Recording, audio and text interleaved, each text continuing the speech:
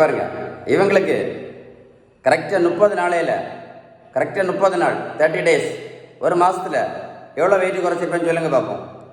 சொல்லுங்கள். 10 கிலோ. ஆச்சரியப்பட்டுறாதுங்க. கரெக்டாக 30 நாளையில் 10 கிலோ வெயிட் குறைச்சோம். அது மட்டும் இல்லை, 5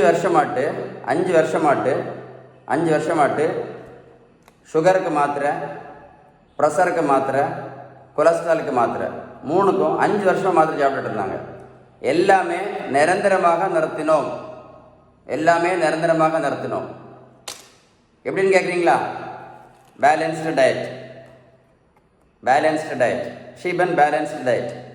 நம்ம வீட்டில் சாப்பிட்ற உணவில் உள்ள விகிதம் நல்ல கொழுப்பு சத்து, விட்டமின் சத்து, இனிப்பு சத்து, தாது பொருட்கள் சத்து, புரதம் சத்து.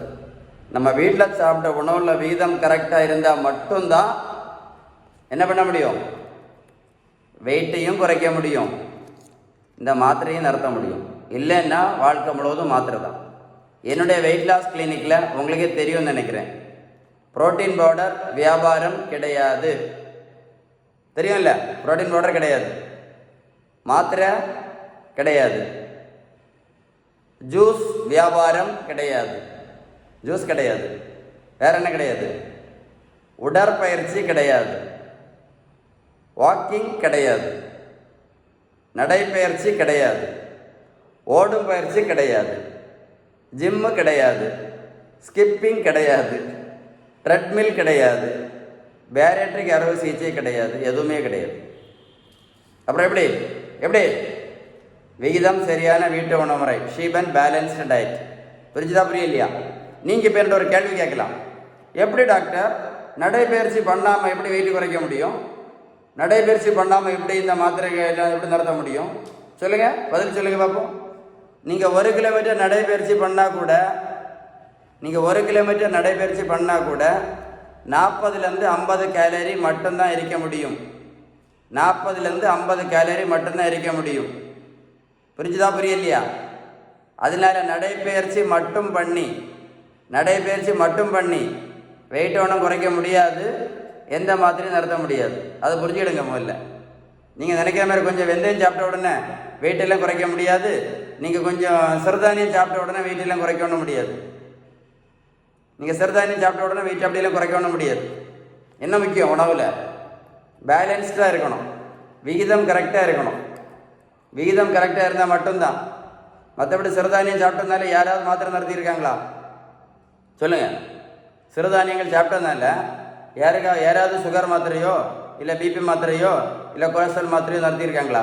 சிறுதானியங்கள் சாப்பிட்டதுனால சொல்லுங்கள். இல்லை கொஞ்சம் வெந்தயம் சாப்பிட்டதுனால யாராவது மாத்திரை நிறுத்தினாங்களா? சொல்லுங்கள். அது என்ன முக்கியம்? நம்ம சாப்பிட்ட உணவுல விகிதம் தான் முக்கியம்.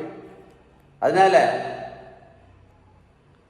கரப்பரிசி சாப்பிட்டா சுகர் சரியாயிரும், கரப்பரிசி சாப்பிட்டா வெயிட்டு குறைஞ்சிரும், சிறுதானியம் சாப்பிட்டா வெயிட்டு குறைஞ்சிரும், ஓட்ஸ் சாப்பிட்ட உடனே வெயிட்டு சரியாயிரும், ஓட்ஸ் சாப்பிட்டா சுகர் சரியாயிரும். அதெல்லாம் மூட நம்பிக்கை. அதெல்லாம் ஒரு மூட நம்பிக்கை, அவ்வளோதான். மாத்திரையை நிறுத்தணுமா, இன்சுலினை நிறுத்தணுமா? Balanced diet. நம்ம சாப்பிட்ற உணவில் உள்ள விகிதம் நல்ல கொழுப்பு சத்து, விட்டமின் சத்து, இனிப்பு சத்து, தாது பொருட்கள் சத்து, புரதம் சத்து, இது இருந்தால் மட்டும்தான் ஏதாவது பிரயோஜனம் இருக்கும். இந்த வீடியோ நீங்கள் சேவ் பண்ணி வச்சுக்கிடுங்க, ஒரு கூட போட்டு கேளுங்க.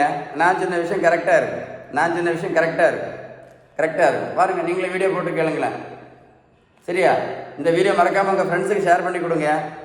இன்றைக்கி நிறைய பேர் தேவையில்லாத வீடியோஸ்லாம் ஒன்றுக்கும் பிரயோஜனம் இல்லாத வீடியோஸ்லாம் ஷேர் பண்ணுறாங்க. இந்த வீடியோ நீங்கள் ஷேர் பண்ணி கொடுங்க, நிறைய பேருக்கு யூஸ்ஃபுல்லாக இருக்கும். உங்களுக்கு மட்டும் இல்லை, நிறைய பேருக்கு யூஸ்ஃபுல்லாக இருக்கும். இதுதான் ஷேர் பண்ண வேண்டிய வீடியோ. ஷேர் பண்ணுவீங்களா?